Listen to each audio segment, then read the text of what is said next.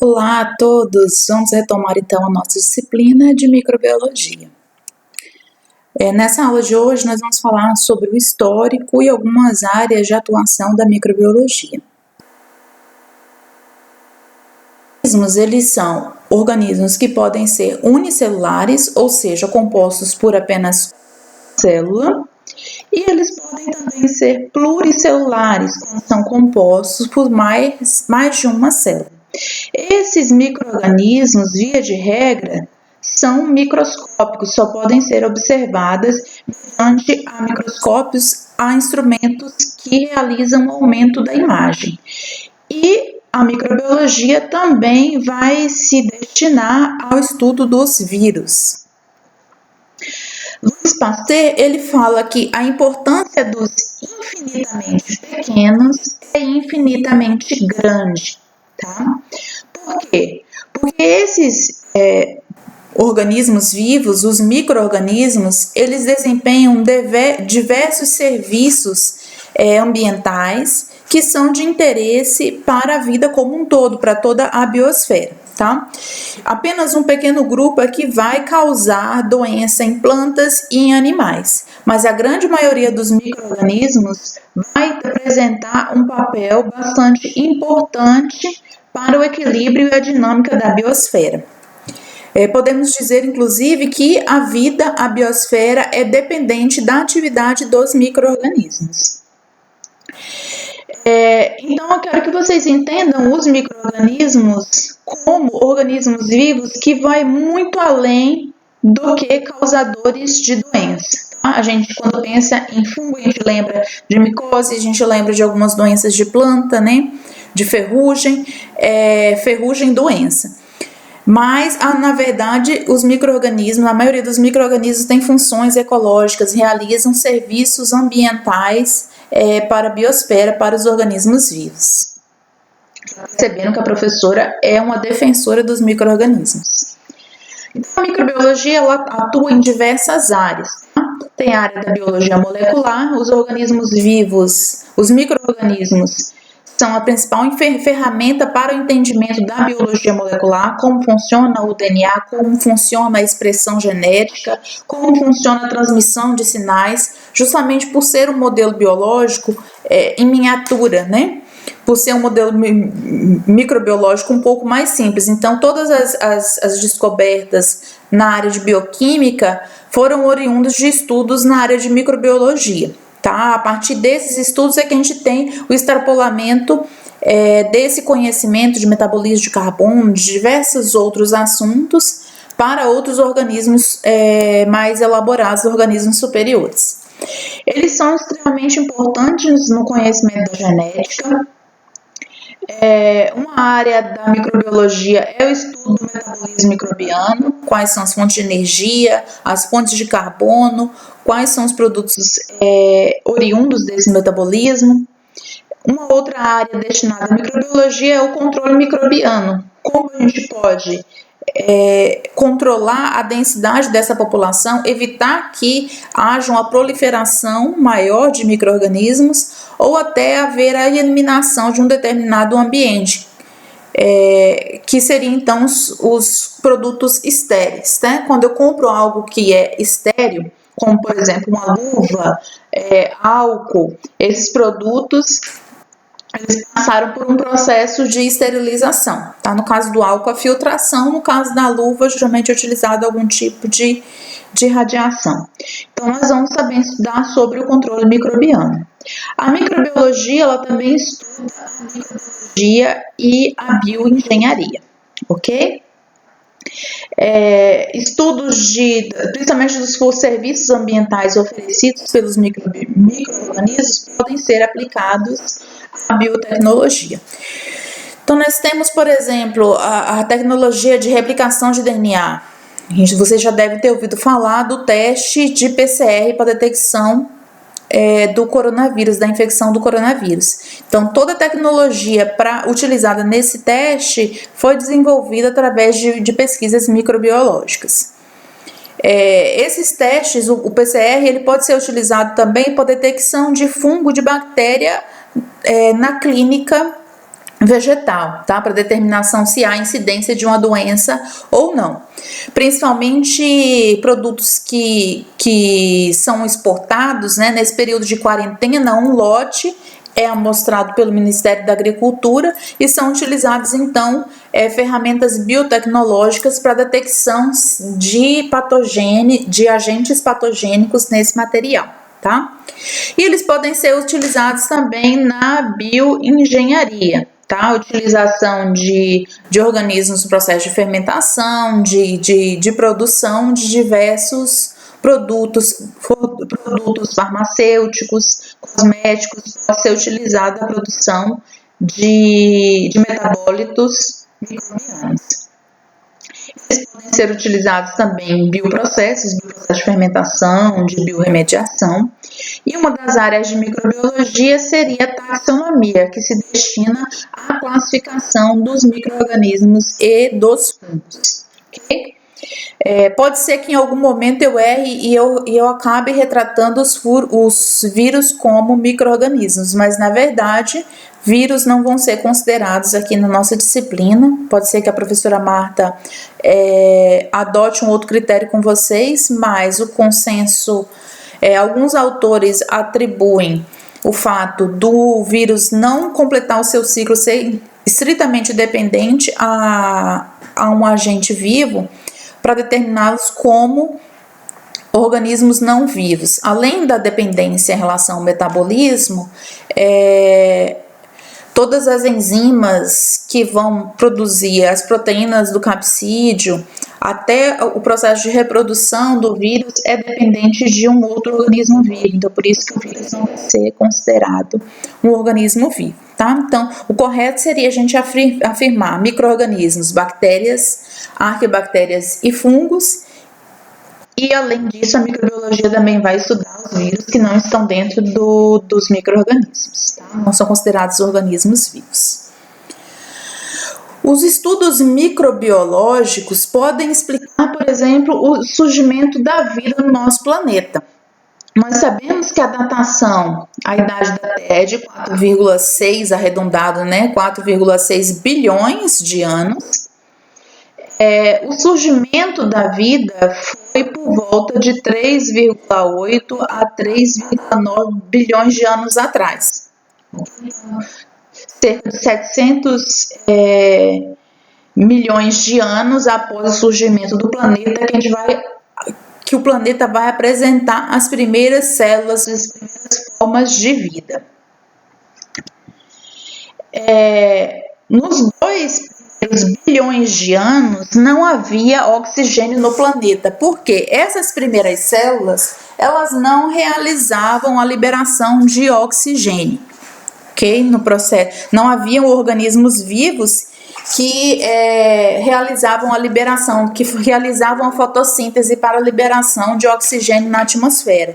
Então, desses 4,6 bilhões de anos, uma boa parte da idade da Terra não existia oxigênio no planeta. Isso vai mudar completamente o metabolismo dos organismos vivos que viviam neste momento. Então, o surgimento de organismos fototróficos, ou seja, organismos que vão utilizar a luz como sua fonte de energia, data 3,6 bilhões de anos atrás, tá? Então, os primeiros organismos, aqui eu coloquei bactérias, mas provavelmente eram arqueobactérias, bactérias que são adaptadas a um ambiente inóspito. Essas bactérias eram púrpuras e apresentavam o metabolismo metanogênico. Esse metabolismo metanogênico ele vai fixar o carbono na forma de CO2, como fonte de carbono utiliza o CO2, na combinação com o hidrogênio, a liberação de metano. Tá? Então, essas bactérias, elas não vão realizar o ciclo de Krebs, elas não vão realizar a liberação de CO2. Elas utilizam, na verdade, o CO2 como fonte de carbono e converte esse CO2 em metano, CH4.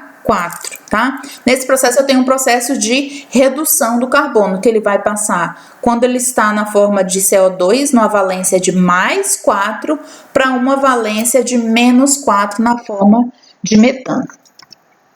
Então, como eu falei para vocês, essas primeiras bactérias que surgiram nesse momento em que não havia a presença de oxigênio na atmosfera, porque não haviam organismos que estavam liberando oxigênio em função do seu metabolismo, essas bactérias metanogênicas, elas só vão sofrer, então, evolução, dando origem às cianobactérias. E começa-se a ver, então, o processo de fotossíntese no nosso planeta, tá? E com o processo de fotossíntese eu tenho, então, a fixação de carbono, a utilização do CO2 como fonte de carbono. Esse carbono vai ser convertido em glicose e a glicose vai ser utilizada no metabolismo, né? Vai ser utilizada para a formação de novas células e, além disso, a gente tem a liberação de oxigênio, tá? Então, o primeiro holocausto do planeta foi a partir do surgimento das cianobactérias. Por quê? Porque as cianobactérias elas passaram a liberar oxigênio no planeta. Se vocês têm que lembrar que nesses 2 primeiros anos, 2 primeiros bilhões de anos, me desculpem, no planeta não havia oxigênio, então todos os organismos eram anaeróbicos, tá? Então, a gente vai observar aqui o surgimento das cianobactérias, começa a se liberar oxigênio no ambiente. Então, todos os organismos que não foram capazes de sobreviver num ambiente com oxigênio, que é um ambiente extremamente redutor, vão apresentar uma elevada mortandade. Os organismos de ambiente aquático, eles estão, então, protegidos porque não têm livre acesso ao oxigênio presente na atmosfera. Então, os anaeróbicos aquáticos vão permanecer, mesmo depois do surgimento das cianobactérias com a liberação de oxigênio, mas os organismos vivos que estavam na crosta terrestre, que não eram capazes de tolerar concentrações, presenças de oxigênio, vão entrar, então, em óbito. E a gente vai ter, então, um boom da produção de cianobactérias. Nessa datação, né, quando eu tenho aqui as cianobactérias, essencialmente a vida do planeta está associada ao ambiente aquático. No ambiente terrestre, as condições de vida são bastante inóspitas ainda. A microbiologia abrange diversas áreas. Temos estudos e utilização da microbiologia associada à agricultura. Um exemplo clássico é a fixação biológica de nitrogênio, realizado por bactérias denominadas diazotróficas, que têm a capacidade de captar o N2 da atmosfera e convertê-lo em NH3, ok? Esse NH3, então, vai ser utilizado no metabolismo do nitrogênio para a produção de aminoácidos. Essas bactérias, elas podem fazer simbiose ou não com plantas. Aqui a gente tem um exemplo de um sistema radicular da soja, com nódulos de bactérias de Bradyrhizobio, que é um tipo de bactéria fixadora de nitrogênio. Essa bactéria ela vai se fixar, então, o nitrogênio presente na atmosfera e a planta, no caso da soja, quase que vai utilizar exclusivamente o nitrogênio fornecido pela bactéria, tá? No caso dos engenheiros florestais, outros tipos de leguminosas também vão fazer associações bastante eficientes, também contribuindo para a fixação biológica de nitrogênio, como a glicídia, a leucina, o sabiá. Então, nós temos diversas espécies no planeta que são leguminosas e que são capazes de estabelecer simbiose com essas bactérias formando um nódulo. Depois, em outras disciplinas, vocês vão ver que essas bactérias não estão restringidas só a esses grupos que induzem a formação de nódulos, mas também outras bactérias que vão viver aqui próximo ao sistema radicular, ok? Os micro-organismos também vão ser bastante importantes no processo de decomposição decomposição de resíduos orgânicos. Okay? O resíduo orgânico ele é composto por carbono e demais nutrientes. Este carbono presente nos resíduos orgânicos ele pode apresentar diversas funções ecológicas no solo, melhorando as suas qualidades de infiltração, agregação, aeração. E os nutrientes presentes no composto orgânico só vão ser absorvidos pelas plantas novamente após o processo de decomposição. Então, a decomposição ela é essencial para que haja a ciclagem dos nutrientes. Os micro-organismos eles também vão estar associados aos processos geoquímicos de nitrogênio, fósforo, carbono e enxofre. Então, essencialmente, o carbono vai ser fixado através do processo de fotossíntese pelas plantas, né, pelos autotróficos. Essas plantas, elas convertem o carbono em outros compostos orgânicos. Nós temos, por exemplo, as proteínas que são ricas em nitrogênio, o DNA é rico em fósforo, algumas proteínas vão ser ricas em enxofre. Então, esses três elementos químicos, o ciclo desses elementos está fortemente associado ao ciclo do carbono. Então, a ciclagem desses elementos químicos vão estar associados à atuação desses micro-organismos, ok? Então, o nitrogênio, vou pegar ele como exemplo, ele está presente aqui na atmosfera. Vamos pegar o sistema de fixação biológica de nitrogênio como exemplo. Vai ser fixado mediante a atuação de bactérias fixadoras de nitrogênio e pode ser convertido para biomassa vegetal. Okay? Essa biomassa vegetal vai fornecer serrapilheira, matéria orgânica. Essa matéria orgânica vai ser deposta ao solo, vai sofrer decomposição, liberando os nutrientes normalmente para ser absorvidos pela planta. Observe que em todos esses processos, da fixação de nitrogênio atmosférico, incorporação na planta e a decomposição foram mediados por organismos vivos, por micro-organismos. Tá? Eu peguei o nitrogênio como exemplo, mas o mesmo vai ocorrer aqui ao fósforo e ao enxofre, em que seu ciclo está amplamente dependente do processo de ciclagem de carbono, tá? Do ciclo do carbono. Porém, nem tudo são flores e os micro-organismos também podem causar doenças em plantas, tá? Então, uma das áreas da microbiologia associada à agricultura se destina ao estudo de patógenos de plantas e também de animais. Nessa disciplina, como essa disciplina para o curso de agronomia e engenharia florestal, a gente vai tentar dar mais exemplos focados para plantas. Em relação à zootecnia, nós também podemos contextualizar com a utilização de patógenos associados a animais. Outra área da microbiologia se destina ao estudo da microbiologia dos alimentos, ok? Os micro-organismos são os principais responsáveis pelo processo de decomposição de alimentos. Então, aqui nós temos uma mão com com sintoma de antracnose, essa depressão aqui na sua superfície com a podridão. Geralmente a podridão dos alimentos está associada à atuação de micro-organismos, eles aceleram esse processo de decomposição, levando à putrefação do alimento.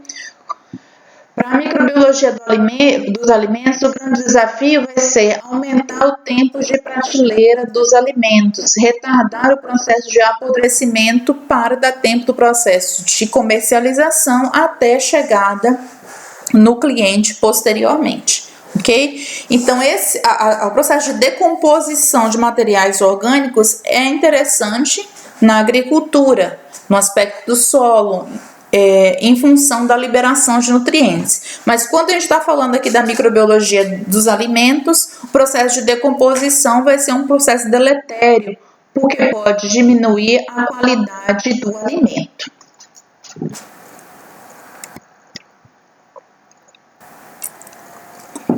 Alguns micro-organismos podem proliferar no alimento, causando doenças, tá? O botulismo, por exemplo, ele está associado a alimentos enlatados e também pode estar associado ao leite, tá? Então, algumas doenças são transmissíveis por alimentos.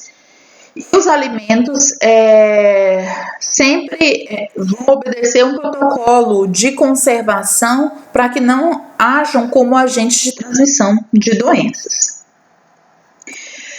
Mas os micro-organismos também realizam tarefas importantes. São trabalhadores para a indústria dos alimentos. Por quê? Porque vão produzir alimentos fermentados, como por exemplo a cerveja. Ela é obtida a partir do processo de fermentação realizado por leveduras, pela Saccharomyces cerevisiae. Queijos são produzidos a partir do processo de fermentação de bactérias láticas, a mesma coisa vale para o iogurte, e o vinho também é produzido mediante o processo de fermentação, tá?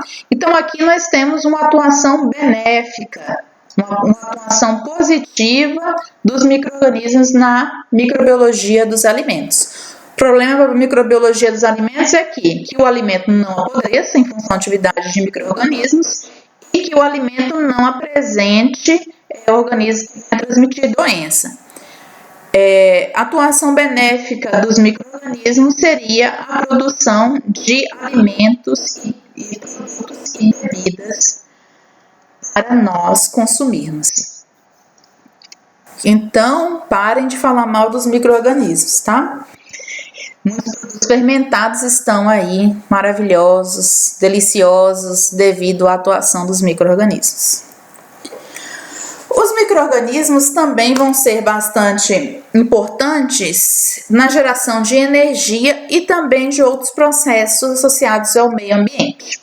Na produção de metano, por exemplo, do gás natural, nosso gás de cozinha, ele pode ser oriundo do processo de fermentação em biodigestores, tá? Então, o material orgânico, ele vai ser acondicionado em bioreatores. Nesses bioreatores vai haver a decomposição por micro-organismos. São selecionados aqui micro-organismos, geralmente anaeróbicos, que realizam a liberação do metano, tá? Do CH4. Então, para a produção de metano, obrigatoriamente eu vou ter que utilizar organismos metanogênicos, que liberam o CH4. Esse ambiente é fechado, o gás que é produzido mediante o processo de decomposição, ele é encanado e armazenados em botijões para posteriormente ser comercializado. Okay? Algumas fazendas utilizam esses bioreatores para a produção de metano para ser utilizado em outros como fonte de energia, para ser utilizado em outros processos dentro da fazenda. Os micro-organismos também realizam a produção de etanol, do álcool que nós utilizamos no nosso carro e do metanol que é mais utilizado nos cosméticos. Okay? E como também o metanol também é utilizado como solvente de alguns produtos químicos. O processo de produção de etanol, ele é mediante a fermentação do caldo da cana, ou o milho também pode ser utilizado como fonte de carbono. Organismos vão realizar o processo de fermentação. Esse processo de fermentação vai apresentar como subproduto o etanol, tá? Vocês lembram quando vocês estudaram na bioquímica o ciclo do carbono? A gente tem a glicólise, organismos que realizam a fermentação vão converter a glicose em etanol ou ácido lático, né? No caso das bactérias que produzem o iogurte, ácido lático. No caso das bactérias que produzem o etanol e outras bactérias, seria a produção aqui do etanol. Temos também bactérias que produzem ácido acético. Os micro-organismos também podem ser utilizados no meio ambiente para realizar a biorremediação, tá? Vamos cortar aqui a palavra. Seria o quê? A remediação de ambientes contaminados devido à atividade biológica. Plantas também podem realizar biorremediação, mas no caso aqui da microbiologia, seria então a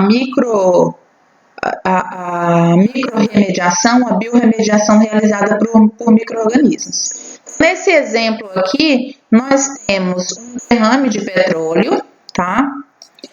Vamos supor que um derrame de petróleo nada seja realizado pela empresa que realizou a poluição ou pelos agentes ambientais.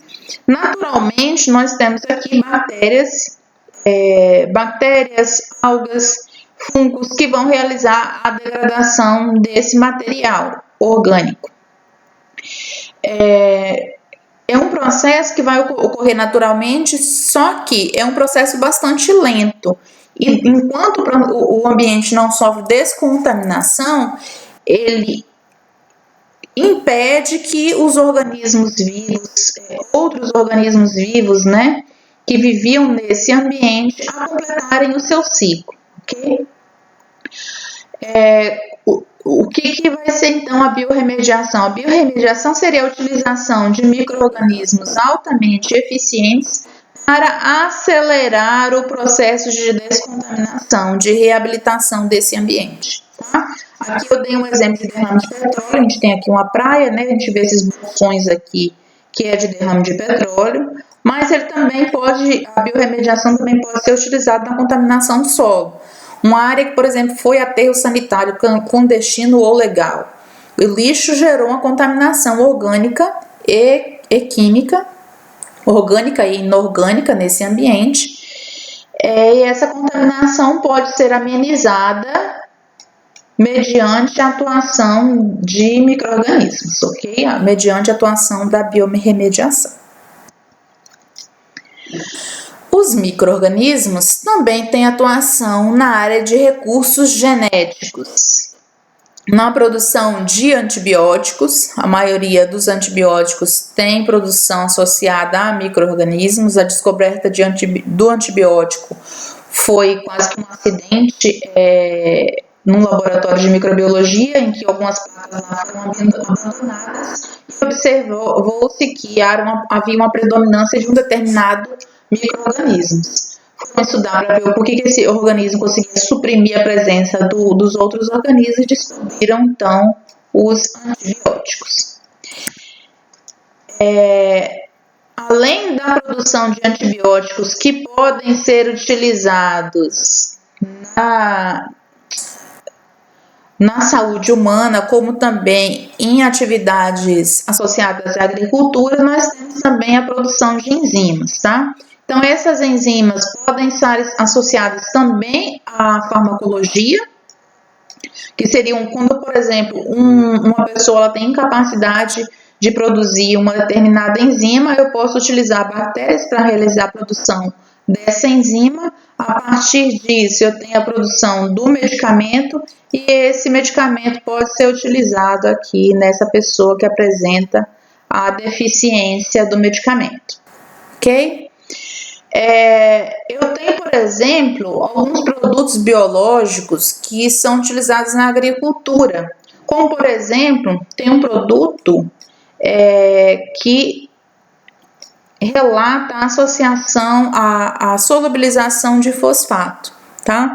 Então, esse produto, ele apresenta micro-organismos na sua composição e bactérias que liberam no ambiente uma alta concentração de fosfatase, que seria uma enzima responsável pela liberação do fosfato presente em compostos orgânicos. Então, num nucleotídeo de DNA, eu tenho um grupamento fosfato ligado a esse nucleotídeo, a fosfatase consegue quebrar liberando o fosfato. Esse fosfato, então, vai estar livre no solo, podendo ser absorvido pelas plantas, tá? Então, esse produto de enzima, essa produção de enzimas pode beneficiar a indústria farmacêutica, como também pode beneficiar alguns processos para otimizar a produção na agricultura. Vamos falar um pouquinho do histórico da microbiologia. a microbiologia é uma ciência relativamente recente, por quê? Porque o objeto nosso de estudo são organismos extremamente pequenos, microscópicos. Então, a microbiologia sempre foi uma ciência dependente do aumento, dependente da utilização do microscópio, do surgimento do microscópio. Então, o primeiro microscópio, ele apresentava um aumento de apenas 10 vezes, mas a partir desse microscópio já iniciou-se os primeiros estudos, né, na área de microbiologia, sendo considerado o surgimento da microbiologia. Então, a primeira datação é 1665, com Robert Hooke. Ele melhorou os microscópios que já existiam nesse primeiro momento e relata os seus primeiros trabalhos com colores, com aquele fungo que aparece quando o pão começa a entrar em putrefação. Então, o material de estudo, as observações dele, foi observar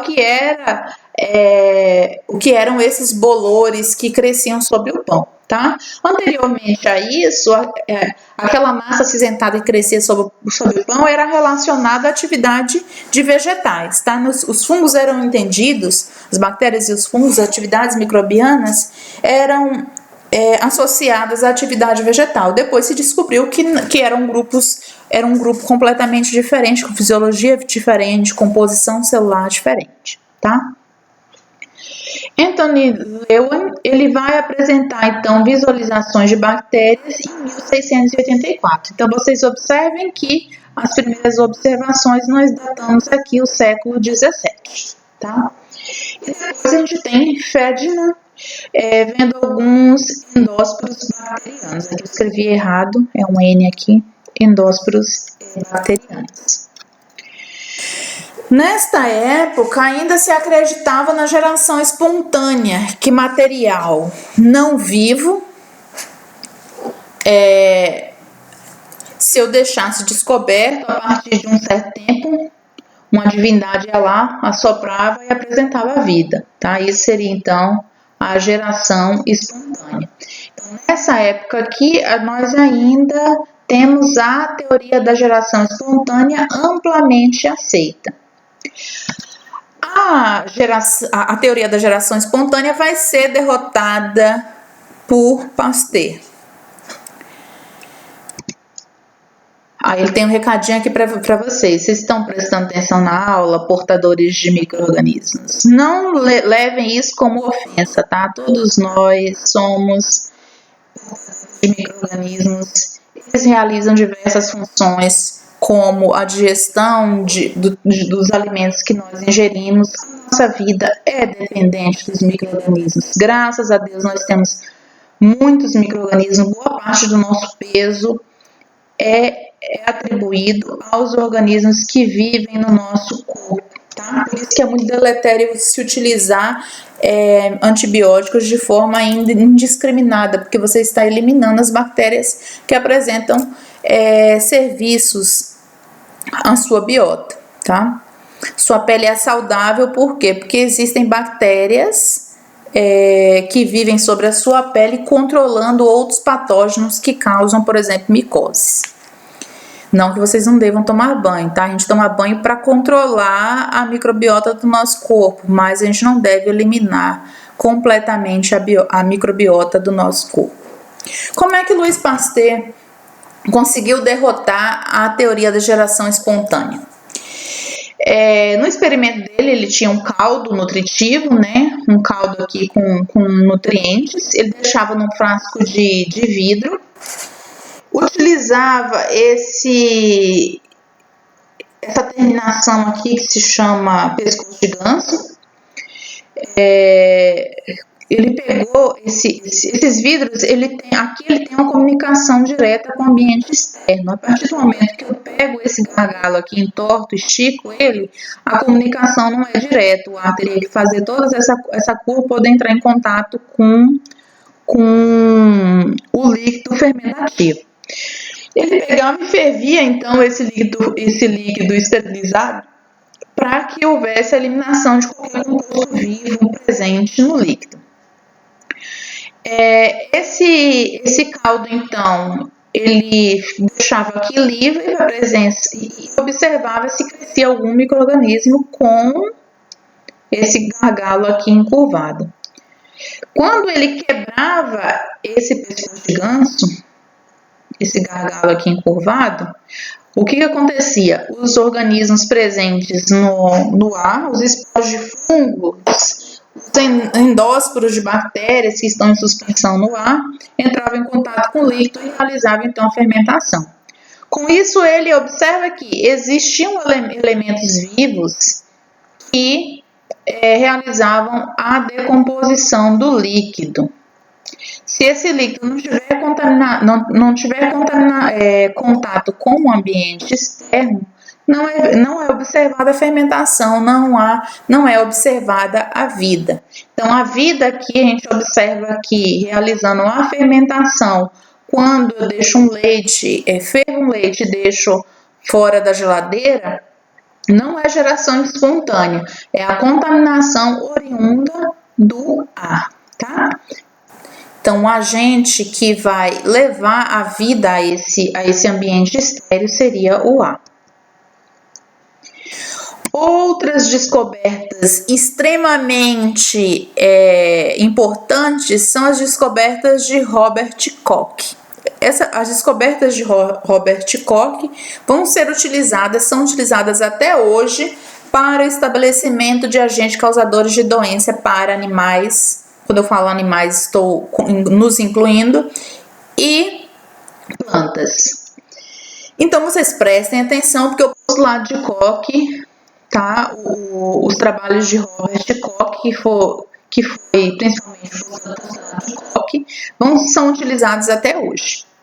Na época, antes dos estudos de Robert Koch, acreditava-se que uma doença infecciosa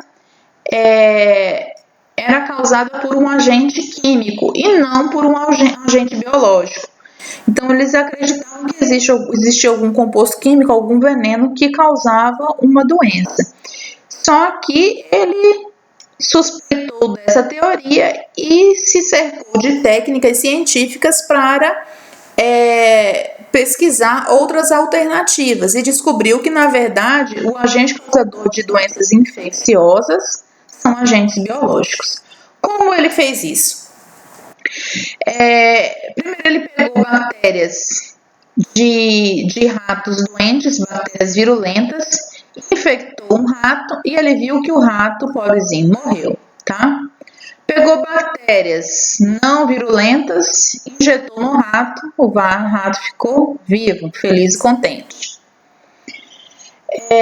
Pegou bactérias virulentas, essas bactérias aqui, passou pelo processo de calor, pelo processo de esterilização, matou a bactéria, injetou no rato, o rato ficou vivo. Então, a bactéria só causava doença quando ela estava viva, não era um produto que ela, teoricamente, que ela produzia.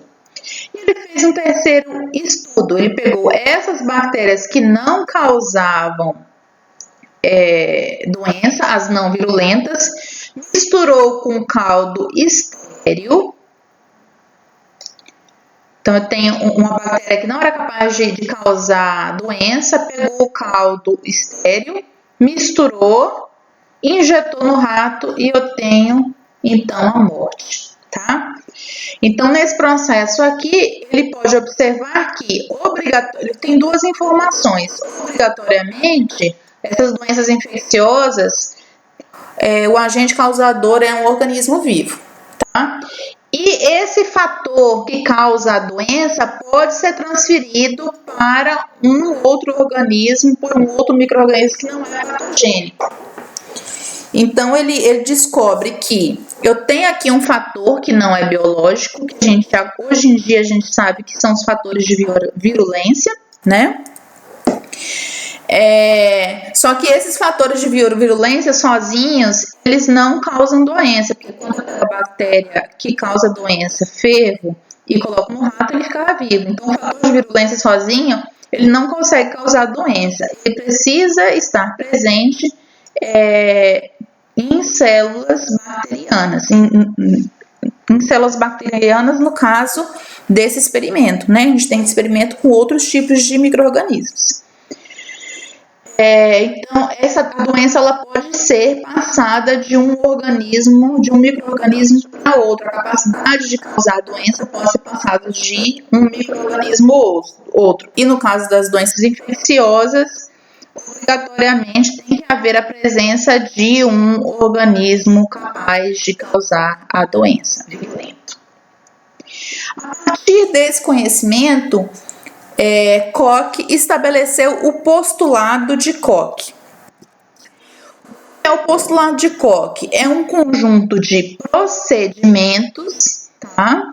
Atividades que devem ser realizadas para testar se o agente causador de doença, para testar um agente causador de doença. Então, tem uma doença infecciosa em plantas ou em animais. Eu quero saber se aquele micro-organismo, aquela bactéria, aquele fungo causa doença.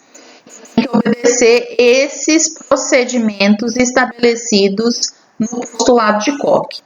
Ele se baseia em alguns princípios. E esses princípios são as etapas do postulado de Koch, tá? Então, o primeiro princípio, a primeira etapa é: o organismo causador da doença deve sempre estar presente em animais doentes ou ausentes em animais sadios. Aqui o slide ele vai apresentar a palavra animal, mas também se aplica à planta, tá? Então, eu vou pegar o grupo de organismos que estão apresentando doenças, plantas ou animais, e todos têm que apresentar o mesmo organismo causador, tá? Se nesse grupo de indivíduos doentes eu tenho mais de um organismo, provavelmente você ainda não conseguiu descobrir qual é o organismo causador, tá? Então, o postulado de Koch ele parte do princípio que existe um organismo causador. Em algumas doenças, há um complexo causal, quando mais de um organismo vivo está associado, mais de um micro-organismo está associado àquela doença. Mas o postulado de Koch ele vai trabalhar com isolamento, com a primeira coisa que eu tenho que descobrir qual organismo está presente em todos os doentes, tá? Em todas as plantas ou animais doentes. A próxima etapa é isolar esse micro-organismo, tá? Em cultura pura. Isso vai ser importante para a próxima etapa, porque eu isolei de plantas e animais que estavam doentes e agora eu preciso descobrir se realmente o que eu isolei causa doença. Então, para eu fazer esse teste, eu tenho que eu tenho que aplicar apenas o patógeno, por isso que é importante pegar esse patógeno e cultivar em cultura pura. O que é cultura pura? Uma placa de Petri com apenas este micro-organismo, tá? Para quem não está ainda familiarizado, isso daqui seria uma placa de Petri com a cultura pura, em que eu tenho apenas aqui uma bactéria. A gente observa pela morfologia apresentada sobre a placa. Quando eu tenho mais de um organismo vivo, eu vou ter aqui pontos com características diferentes. A próxima etapa, então, do postulado de Koch. Isolei. Eu vou pegar esse patógeno isolado e eu vou colocar no animal sadio, tá? Isolei, vou inocular num animal, numa planta sadia. No caso de animais, geralmente são feitos testes clínicos. Esses testes clínicos, eles têm que passar por um rigoroso protocolo de ética para que o animal seja induzido ao mínimo possível de sofrimento, tá? E no caso de humanos não existe isso, tá, gente? Isso daqui ficou lá na época do Holocausto.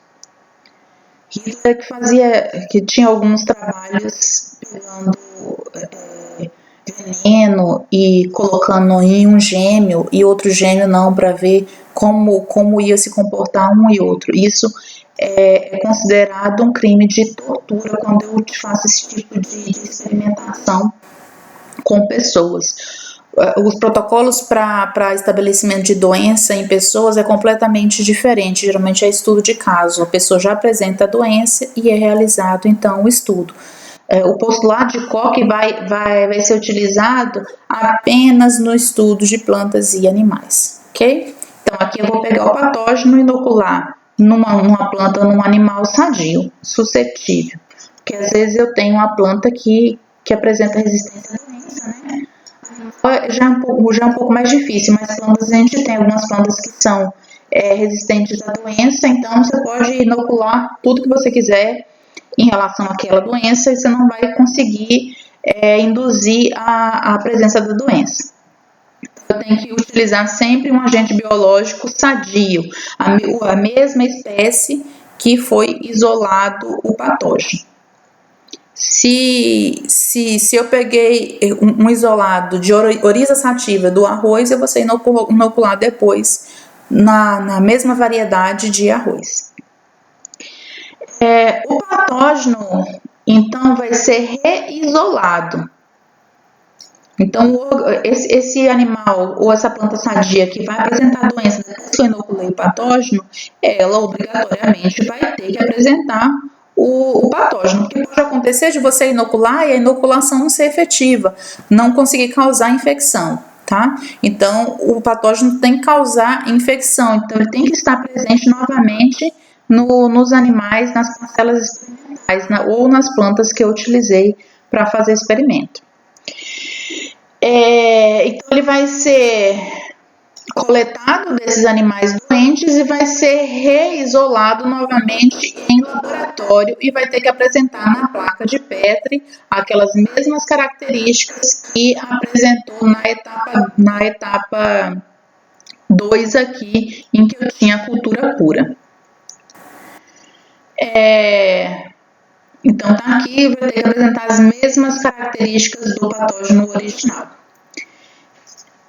Esse postulado permitiu a descoberta do agente causador da tuberculose. Tá? Existem outros agentes causadores de tuberculose, mas no caso do postulado de Koch, no primeiro momento em que foi estabelecido, conseguiu-se chegar então quem era o agente causador da tuberculose, que era uma micobactéria. Então, como eu falei para vocês, o postulado de Koch também pode ser utilizado em plantas. Eu tenho aqui uma planta doente, vou tirar o fungo ou a bactéria que eu acho que está causando a doença, cultivar em cultura pura, inocular numa planta sadia suscetível. Essa planta vai ter que apresentar os mesmos sinais de doença da minha planta original que eu fiz o isolamento. Vou pegar esse material que apresenta a doença, vou isolar em placa de Petri de novo.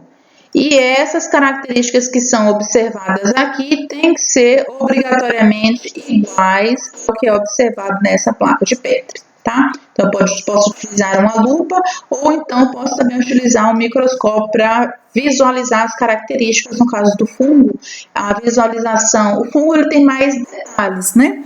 Eles vão apresentar estruturas mais complexas e para efeito de comparação a gente utiliza um microscópio. No caso de bactéria, no estudo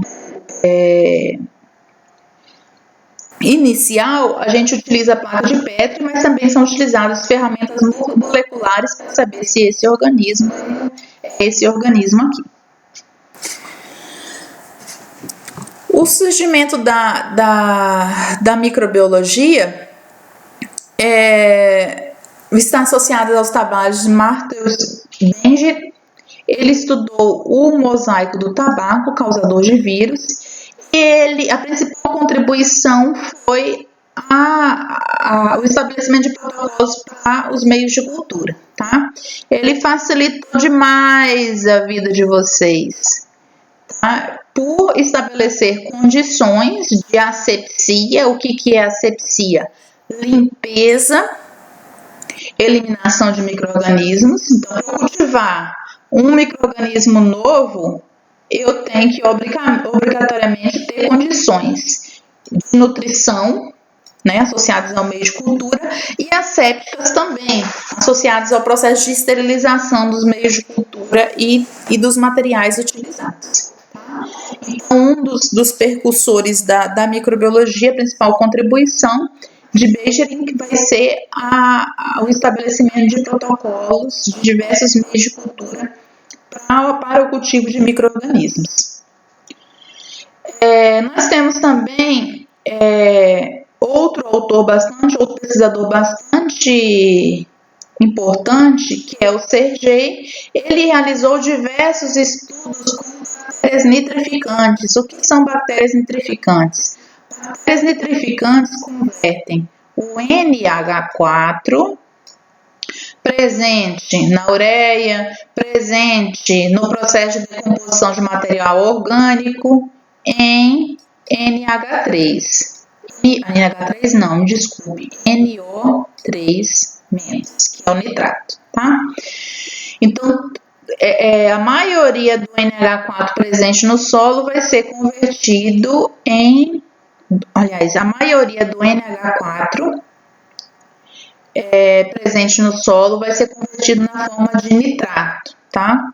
Essas duas formas são absorvidas pela planta, lembrando que o nitrato vai apresentar maior mobilidade no solo, ele flui mais facilmente na fração líquida do que o NH4, porque o NH4 pode ficar ligado às cargas negativas do solo.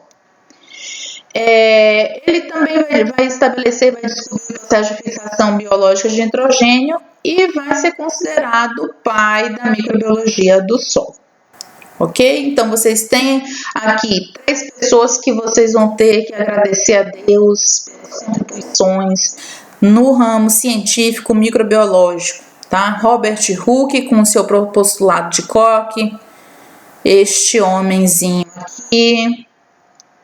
Quem mais? Beijerinck, pelo estabelecimento dos meios de cultura e protocolos, e Sergei pela contribuição na microbiologia do solo. Os produtores de soja agradeçam a vida de Sergei pela sua contribuição no descobrimento da fixação biológica de nitrogênio, tá? Então, se você produz baixo custo a soja, baixo custo que você não precisa utilizar adubos nitrogenados, né? Então, há uma redução de custo de produção de soja no Brasil muito maior do que, por exemplo, o custo nos Estados Unidos, em função do que? Da fixação biológica de nitrogênio. Eu não preciso comprar adubo nitrogenado. E esse estudo aqui vai ser atribuído ao Sergei a princípio, né? Depois a gente tem vários outros pesquisadores que vão continuar nos estudos da fixação biológica de nitrogênio. Então, gente, é isso. Até a próxima aula. Nessa aula nós vimos as áreas de atuação da microbiologia e vimos também algum histórico. A gente viu que a microbiologia está associada ao descobrimento do microscópio. O estudo da microbiologia só foi possível após o estabelecimento de protocolos para o cultivo e isolamento. Então, o postulado de Koch e os meios de cultivo de Beijerinck. E nós temos vários serviços, além das patogenicidades, nós temos vários serviços ofertados por esses agentes maravilhosos, esses pequenos que contribuem infinitamente para a ciclagem de nutrientes e para a vida do planeta. Então, até a próxima aula.